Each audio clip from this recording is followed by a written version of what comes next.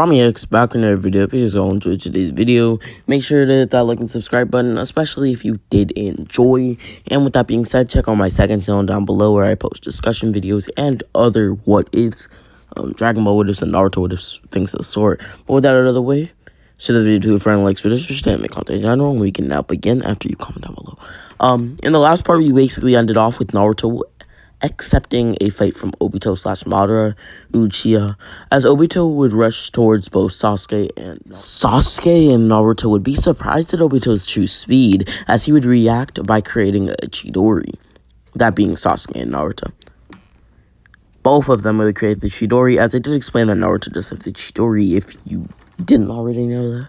But with that out of the way, Sasuke and Naruto's Chidoris would both go through Obito due to Obito's intangibility, as they would realize that Obito was this unhittable man, and this unhittable man was before them. Naruto would think of another attack he could use, that attack being his body flicker jutsu. Naruto would use the body flicker as he would then put lightning chakra around him. Naruto's already insanely fast, so you can see how fast he would be now, or at least a little bit of that. This is KCM 2-level speeds, put on top of body flicker and lightning chakra armor. Now, Naruto has reached a speed that I'd say is comparable, or even, if not even more than Minato's, as he would be able to hit Obito by landing a Rasengan on him, as he would also be able to see into the future with his Dojutsu, quickly appearing in front of Obito, sword at the ready, as he would cut Obito's arm off. Obito would then realize he was outnumbered, as he would start to escape. Sasuke would rush towards Obito, as Obito would pull Sasuke into the Kamui dimension, somebody who he saw as a lower threat than Naruto. Yes, this may be true, but Naruto and Sasuke are actually pretty even, at least in most parts of battle, if you will. Here we would see both Obito and Sasuke go all out. Sasuke would unleash everything he learned during the time skip, as by the end of the fight, Sasuke had a single arm and Obito had 0. Sasuke would stand over Obito with his kunai in hand. Sasuke would then smirk. "Sorry, masked man, but I can't. Oh, yeah, that reminds me. I've never actually seen your face." Before he could finish off, what he was trying to say, Obito would speak. "Do you really want to see the face of somebody like I? Somebody broken, torn apart. Somebody whose ambitions are powerful. Somebody who's been defeated? Yes. You're broken. Well, then let's see what a broken person looks like." Sasuke would then see Obito, as he would laugh. Sasuke would then activate his Mangekyo Sharingan, as he would place a Genjutsu on Obito, as they were making eye contact directly. Obito would then take both he and Sasuke out of the Kamui dimension. As Sasuke would come out of the Kamui dimension, Naruto would ask what had happened, as Sasuke would grit his teeth. "I lost an arm, but I'll be alright. I have my Sharingan arm." Obito's eye would widen as Sasuke would smile. "Though I do need another Sharingan." Sasuke would use the Izanagi, as his body would be healed by augmenting reality. If you do not know what the Izanagi is, I'm not really going to explain it, but it's a technique that can augment reality in a way. I did explain it on my second channel though, if you are curious. Anyhow, after this, Sasuke's arm would reappear, and all the damage that he sustained during the battle would, well, basically be nothing, because he was able to augment reality and change the outcome in a way.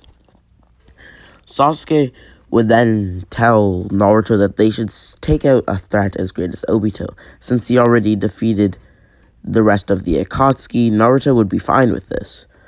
He did defeat the rest of the Akatsuki, but I do need to explain a little bit about that.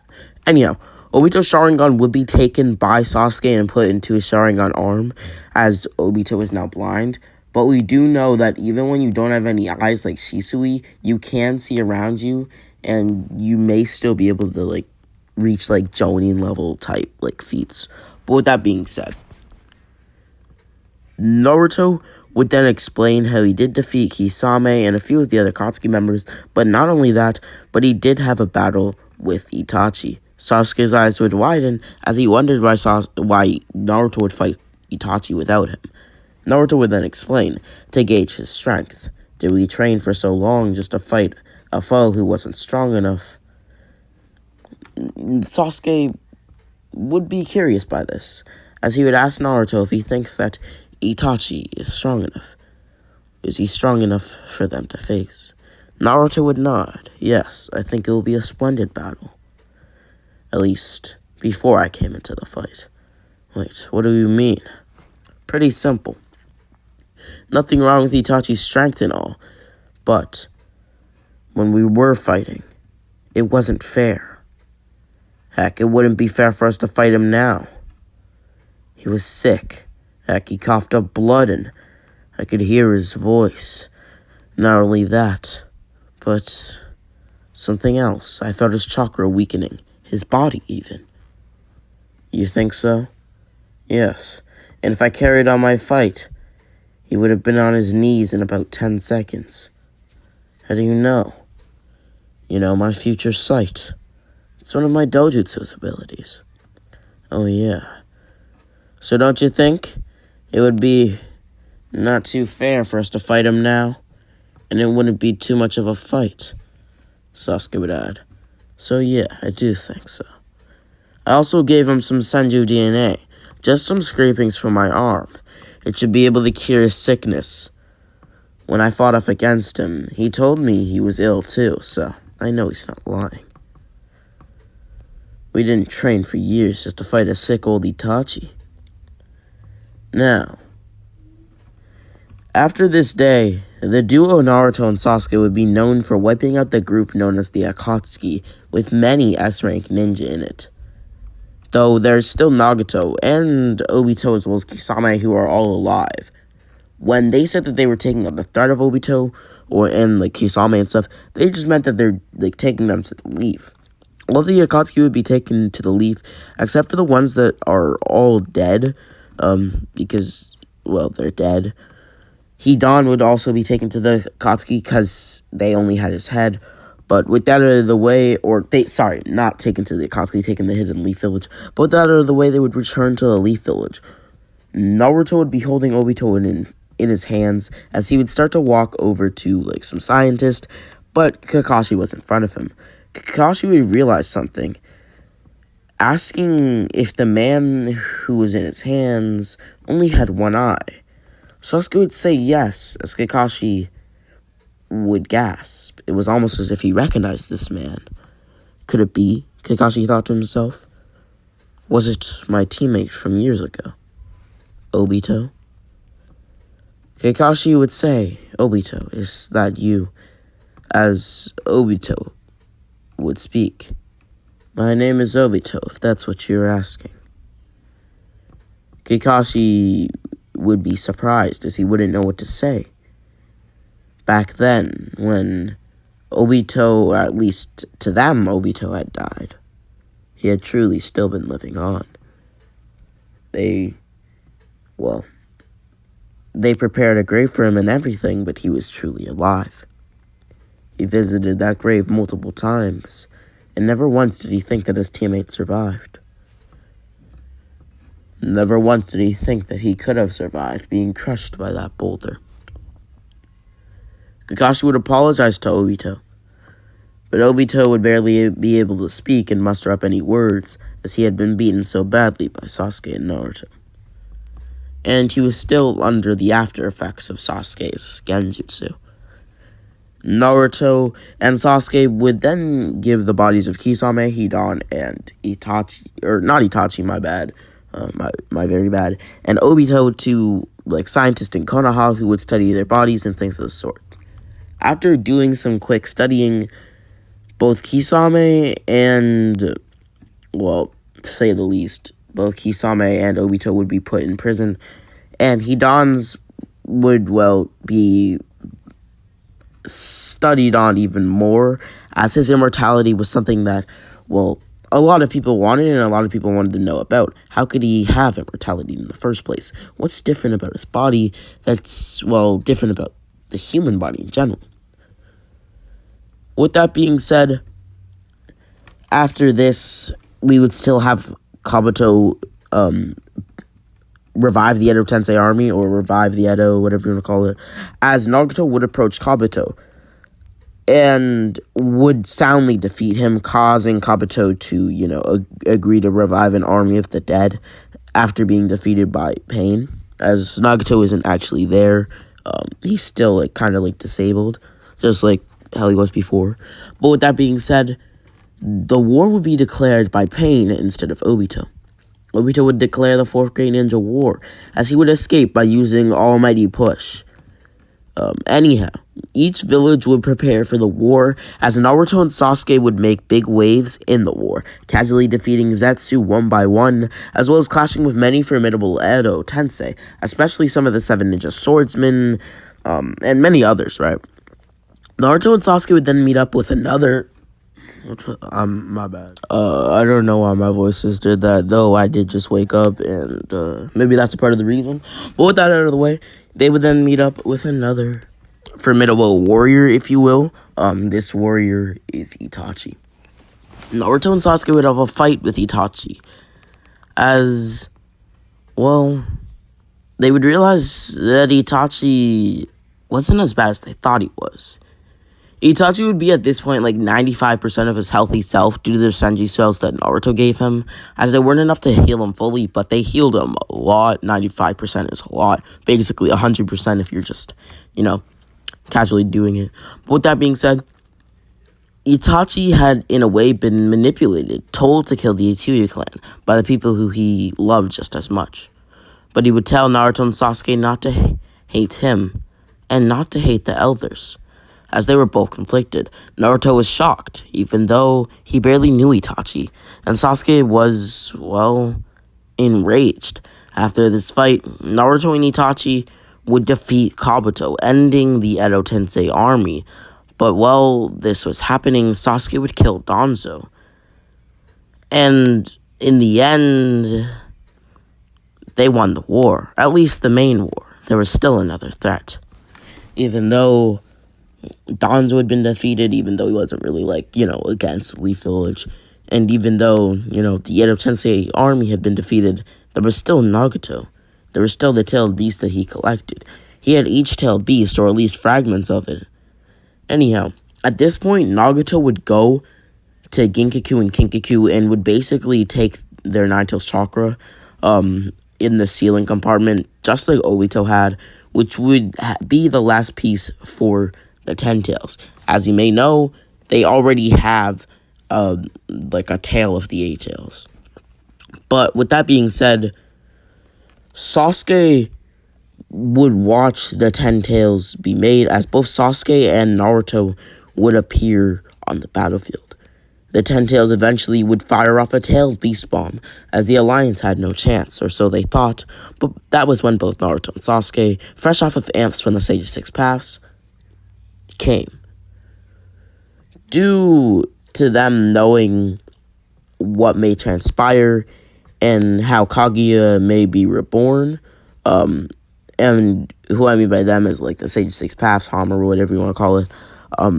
The Sage of Six Paths knew that Kaguya may be reborn, and they need the power to defeat a foe such as Kaguya. And even if they can't defeat her, they need the Sun and Moon Seal, which is granted by Hakaru, almost like Sage of Six Paths Sage of Six Paths chakra, amp, if you will. Anyhow, Naruto and Sasuke would then pull out their truth-seeking orbs, as they would engulf the blast and send it into a nearby ocean. They would both use one of their truth-seeking orbs, as these truth-seeking orbs would actually survive. After this, Madara would get a little scared, as both Naruto and Sasuke possessed the Sage of Six Paths chakra, and Guy hadn't used the 8th gate yet. Anyhow, Naruto and Sasuke would watch the 10 tails be absorbed into Madara, as Madara would struggle to maintain its power, becoming bloated and then becoming skinny again. Bloated, skinny again. But eventually Madara would get it under control, which would be where we see Jubidara, or 10 tails Madara, with one Rinnegan. But as you may expect, he doesn't have Obito's Kamui, so he can't just go and get the Rinnegan from him. Nor does he know where Obito's Rinnegan is, causing him to only have one Rinnegan. And we know how much of a disadvantage that means he's at. Both Naruto and Sasuke would have to focus on Madara, as the sixth pass of pain had just arrived on the battlefield. And that's what most of the Alliance is now focused on, as the other half of the Alliance can't even compete with Madara in his Ten Tails form, or in his Jubidara form, which is just Ten Tails Madara, but Jubidara. I hope that makes sense to you guys who have never heard that term be used. But with that being said, Madara would then see how much of a disadvantage Sasuke and Naruto were at, just because of the situation they were in. So he would kind of take advantage of it, as they did have to protect the other people in the Alliance, and as such, he would activate the Infinite Tsukuyomi. Around Naruto and Sasuke at the time was Sakura and Kakashi. Sasuke would use his Mangekyo Sharingan, activating his Susanoo, which would cover them from the Infinite Tsukuyomi, as well as Naruto activating his QB Cloak. Madara would then smirk as Naruto, Sasuke, and Sakura and Kakashi were backed into a corner that he could take advantage of even further. But unfortunately for Madara, behind him stood Zetsu, who would kill Madara with his sword hand, just like in canon. This would trigger the revival of Kaguya, as there was now another great threat, Kaguya Otsutsuki. Now here we would see Sasuke and Naruto win with their strength. For example, what I mean by that is that they would be able to defeat Kaguya even without the Sun and Moon seal. Naruto would be the one landing the final blow with the Rasen Chidori, which would mean that Naruto would get Kaguya's Karma seal. Anyhow, the war would end with Naruto and Sasuke going to the final valley, where they knew they would fight. A battle of supremacy between brothers would unfold. Though Sasuke and Naruto weren't actually brothers, they thought of each other as such, and were kind of like brothers. Sasuke and Naruto would have a fight to the death, if you will, as Sasuke would still take the chakra from the Biju, which would put them at about the same amount of strength. At first, Naruto was only giving about 70% of his chakra into the fight, but at the end of it, it was 100% of his power from the get-go. Eventually, he would be forced to use everything he had, as this was an earth-shattering battle. Anyhow, both Naruto and Sasuke would kill each other over and over again, and so on and so forth, until they ran out of Sharingan to use the Izanagi/Izanami, two different techniques that I have talked about on my second channel down below. Anyhow, we would eventually get a Chidori Rasengan clash between Naruto and Sasuke, as they would lose both of their non-Sharingan arms. This would cause both Naruto and Sasuke to smile after they knew who had won, and it was Naruto, just like in the original. After that, we would get Naruto to be seen as the hero of the Leaf Village, with Sasuke at his side. Naruto would be pardoned for his crime, as well as Sasuke. And what crime may you be asking, did Naruto even commit? Well, pretty simple. He kind of left the village. But with that out of the way, the public would just pardon him for his crime. But with that out of the way, Sasuke would also be pardoned for his crime of killing an elder, as it would be revealed to everybody in the Leaf Village what Danzo was doing behind the scenes, at least regarding his Sharingan and things like that, as well as how he killed Shisui, who planned to stop the coup, which inevitably led to the Uchiha's downfall/massacre. Anyhow, I do see Sasuke still marrying Sakura, as that is what happened in the canon. And not only that, but I do see Naruto still marrying Hinata and becoming Hokage fresh off of the war. Naruto already has the skills needed as both a leader and a ninja to lead the whole village into a great era and age. And since I've kind of made it so that everyone gets married early, well, Naruto would still save his beloved wife, Hinata Hyuga, from Toneri, and would use even more force, as Hinata is somebody who he cares for, and is somebody who's actually, well, his wife. After Toneri is defeated, Boruto would be born, as well as Sarada being born a few years later. Himawari and Sora would be born, Himawari being Naruto and Hinata's child, and Sora being Sasuke and Sakura's child. Maybe that was a bit confusing, but they both had two children, and Sarada is still the same age as Boruto, and Sora and Himawari would be the same age as well. But with Sasuke being a bit more active with his family, Sakura would be able to have another child, that child being the Sora child. Now, with that out of the way, I think I will end this story. Naruto does have the added boost of the Karma Seal, for any of you wondering, and he has gotten it under control over the years that Boruto and Himawari have been born, or been born. I'm gonna end it here, since Boruto is not ended, so I can't just say what the story's gonna be like. Though I have done something like this before, most notably in my What If Naruto Adult Dojutsu series, which I suggest you watch. But with that out of the way, I did really enjoy this series. Making a comeback with it was amazing, and I kind of loved it, actually. It was fun to, well, imagine and write and things of the sort, as for a few parts, that being part 1 and this one, I did have a script. I'm pretty pleased with how far I've been able to take this series, to about 10 parts in total, which I think is just the right way to end it. With that being said, I hope you guys all enjoyed. Make sure to hit the like and subscribe button, and I will make an all parts of this for those who want it. Rami X. Oh.